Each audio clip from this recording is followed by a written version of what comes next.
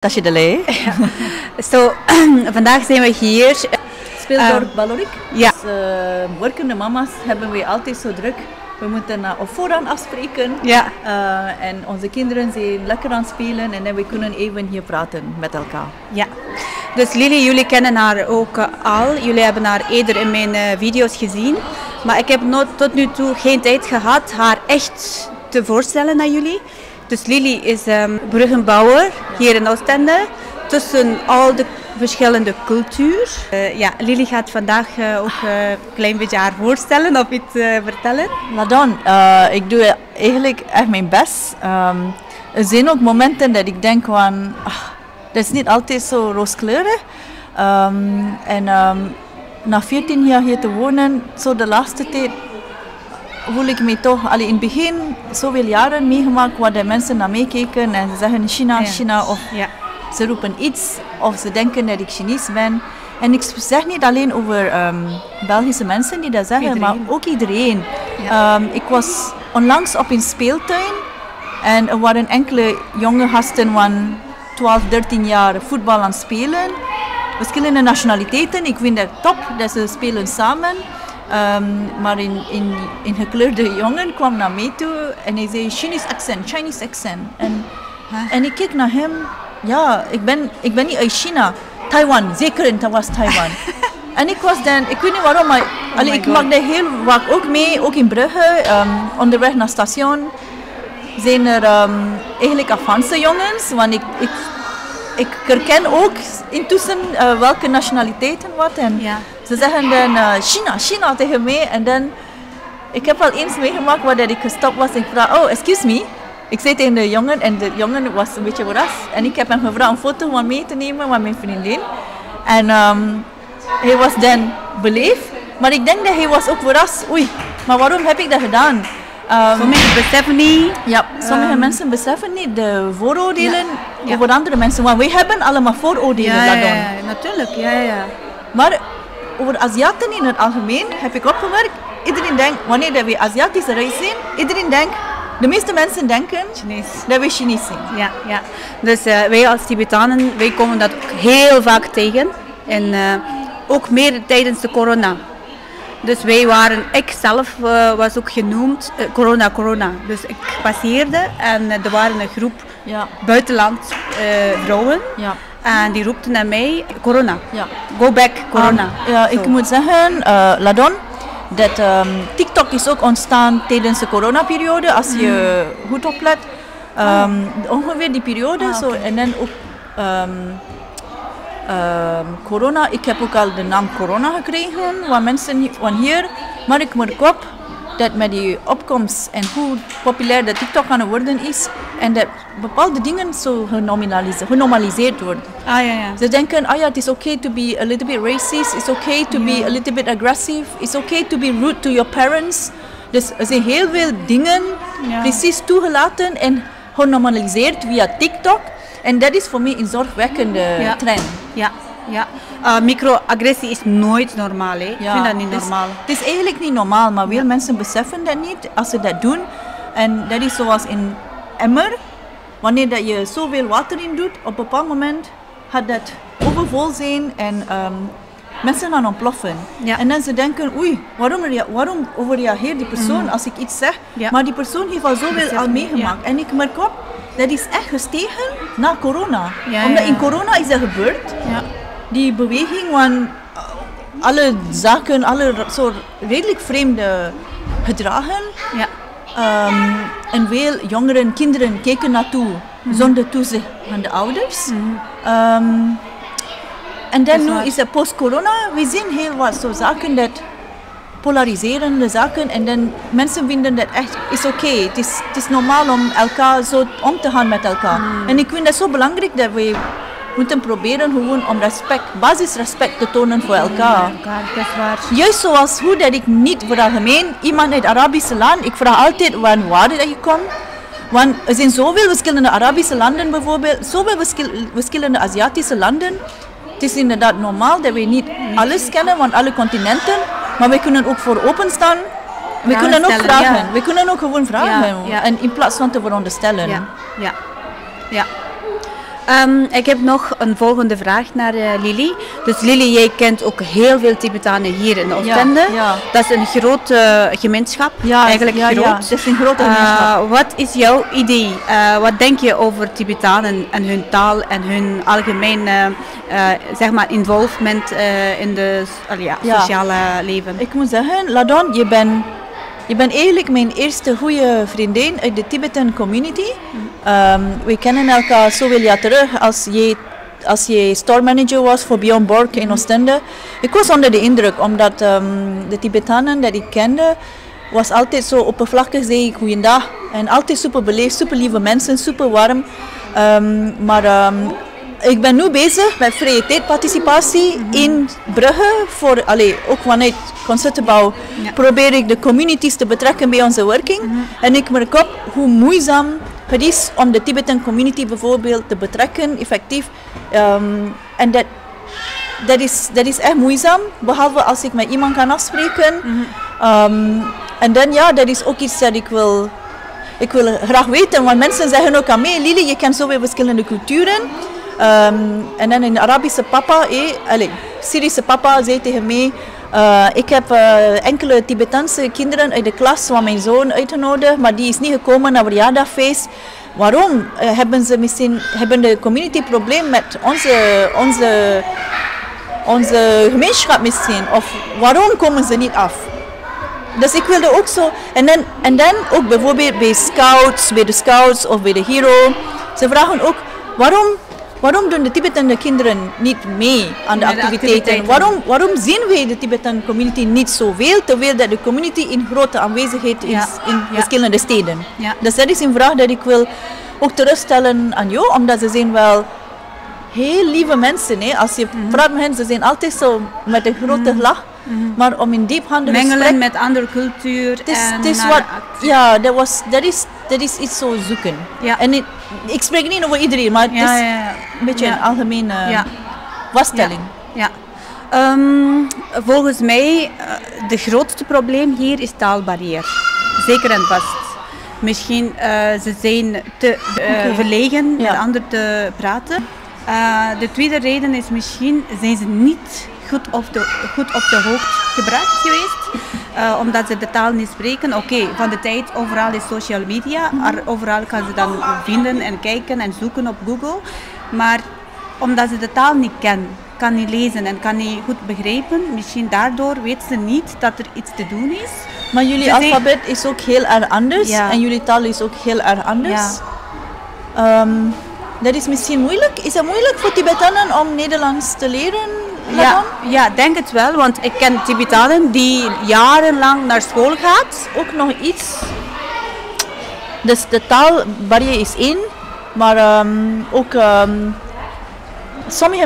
sommige mensen die de Tibetan community niet goed kennen, die vragen mij, Lili, de community is een niet gesloten community, ze blijven alleen bij de community, alleen bij hen bezig. Klopt het een beetje? Waar werken ze meestal of wat doen ze meestal Ladon? Kan je een beetje ook vertellen waar werken de meeste Tibetanen? De meeste Tibetanen, de laatste tijd kunnen ze ook in de fabriek werken zonder taal te goed kunnen. Als je Engels kan, kan je direct in de fabriek gaan werken. Zo en dan... Maar dat is natuurlijk wel een beetje een probleem. Omdat... wanneer dat je gaat werken, super, je betaalt een belasting. Maar de taal is toch nog altijd super belangrijk om geïnformeerd te worden en te blijven op de hoogte blijven voor de kinderen zijn toekomst. Maar Lili, ik heb opgemerkt, meest van de mensen die hier wonen, die geen Nederlands kan, ze hebben de nodige basis Nederlands les gevolgd. Maar wat? Dat is wel waarheid, want iedereen als je vraagt naar een Tibetaan, mijn schoonzus, zij heeft ook basis Nederlands les gevolgd. Maar kan zij goed Nederlands? Maar niet voldoende om te kunnen communiceren. Basis Nederlands, kennis, is niet voldoende te kunnen communiceren met de rest. Wat denk je dat de tip, wat is jouw tip voor mensen om de community beter te leren kennen? De Tibetan community. Voor andere mensen die Tibetan niet kennen, de lieve, de lieve community, de warme community niet kennen.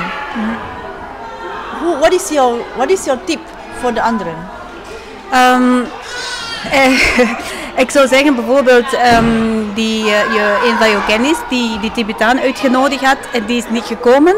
Misschien een beetje beter leren kennen wat er aan de hand is, waarom kan ze niet komen. Misschien is er wel een andere reden, dat kan ook. Maar mijn boodschap naar iedereen toe over Tibetanen is, ze zijn wel een beetje gesloten, verlegen en ook door de taalbarrière. Door de taalbarrière? Ja, en ze zijn ook niet zo, ze gaan niet rap naar jou komen en vragen en vertellen. Ja. Jij moet een keer naar die mensen open kunnen krijgen en dan zijn ze wel echt altijd... Ik wil graag weten, wel Ladon, we spreken dan grotendeels over de problematiek dat de eerste generatie meemaken. De ouders die naar hier gekomen zijn, maar de kinderen die hier geboren en opgegroeid zijn, Tibetanen die hier opgegroeid zijn, hoe dan met hen? Ze zijn wel echt gemengd, goed gemengd met iedereen, dat zeker wel. Ja. Mijn zoon bijvoorbeeld heeft heel veel Belgische vrienden, die gaat heel veel weg met hen. Dus ze hebben wel, door de taalbarrière dat niet is, ze zijn wel weg met de andere cultuur. En brengen deze kinderen bijvoorbeeld ook jullie als de ouders ergens naartoe waar jullie zouden nooit naartoe gaan? Zo in bijvoorbeeld, ik zeg maar in westerse voorstelling of show of zo. Ja. Brengen ze jullie naar ergens in een mooie gebouw waar jullie zouden nooit naartoe gaan? Zo via de kinderen? Natuurlijk door hun. Is er iets te doen, ze willen gaan, ouders gaat zeker meegaan. Oké, dus ze vragen wel. Ja, sowieso. Dus wat je nog niet kennen, leer je van je kinderen. Ja, klopt het? Sowieso. Kan je enkele voorbeelden benoemen? Dus er is bijvoorbeeld een show, zeg maar, ergens over iets. En je zoon of je dochter, die wilde gaan en vragen naar je ouders. Ouders gaat sowieso gaan. Sowieso gaan, samen met hen. Okay. Maar Ladon, ik wil wel proberen om constructief samen na te denken met jou. Wat ik nu opmerk en zie is dat voorlopig is er nog heel wat, zijn er heel veel Tibetanen die vooral bij hun eigen gemeenschap blijven en ook bezig met hun eigen culturele activiteiten. Tegelijkertijd zie ik ook, dus eigenlijk wat ik aan droom is dat je meer Tibetanen zien. Klopt. Dat ik meer Tibetanen ook zie bij de culturele organisaties hier in België. Maar omgekeerd wens ik en droom ik ook dat die Belgische mensen ook de Tibetaanse rijke cultuur kan leren kennen. Dus ik droom van een scenario waar dat er heel veel interactie is tussen de twee. Heel veel Tibetanen naar de activiteiten komen. Maar misschien kan je ook zeggen, Ladon, het kan ook zijn dat wanneer jullie vrij zijn, willen jullie gewoon thuis blijven? Of? Ik kan niet over alle Tibetanen vertellen, bijvoorbeeld over mijzelf. Bijvoorbeeld op een vrijdag ga ik zomaar geen... Ik heb heel veel Belgische vrienden, like Lily en andere Belgische vrienden. Ik ga zomaar niet bellen en zeggen, kom af, we gaan een keer naar buiten, want ik weet dat er hier alles op afspraak gaat. Ook als je naar Lily wilt gaan, Lily is oké. Wij zijn spontaan. We zijn alle twee druk bezig, maar we kunnen nog soms een keer spontaan zijn. Inderdaad, als ik toevallig vrij ben, dan bel ik jou en ik vraag, Ladon, ben je vrij en ben je toevallig vrij, dan kunnen we afspreken. Maar inderdaad, ik snap jou. Dus dat kan ook zijn door de cultuur hier, waar je moet allemaal alles afspreken eerst. Dat Tibetanen durven ook niet om heel spontaan af te spreken met iemand anders. Dat is het probleem, denk ik. En, dus ik persoonlijk heb ik liever dan met mijn familie thuis op het gemak. Je hebt maar 1 dag thuis. Ook het probleem is, meestal zijn ze niet op de hoogte dat er iets te doen is. Bij de Grootbos bijvoorbeeld in Oostende zijn er heel veel activiteiten, maar ze zijn niet op de hoogte.